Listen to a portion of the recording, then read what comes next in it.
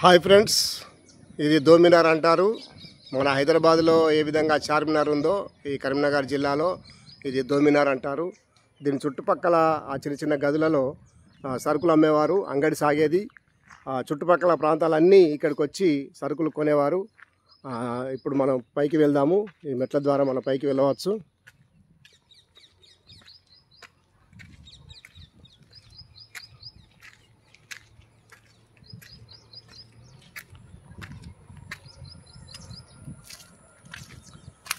రెండు బుర్జులు కనబడుతున్నాయి కదా, ఎడమవైపు ఒకటి, కుడివైపున ఒకటి పెద్దగా కనబడుతున్నాయి.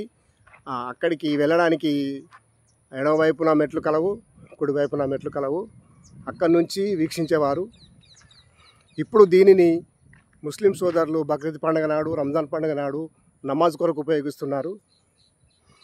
చుట్టుపక్కల ప్రాంతాలు చూసినట్లయితే మంచి వాతావరణం ఉంది.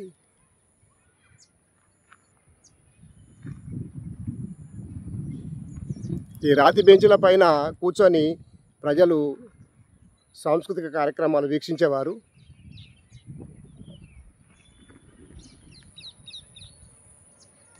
ఇక్కడ సాంస్కృతిక కార్యక్రమాలు జరుగుతుండేవి.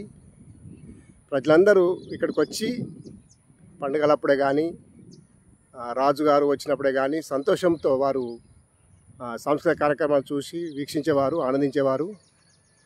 ఈ రీతిగా ఇక్కడ దోమినార్ కట్టడానికి వారు సాంస్కృతిక కార్యక్రమాల కొరకు ఉపయోగించేవారు. Bye friends.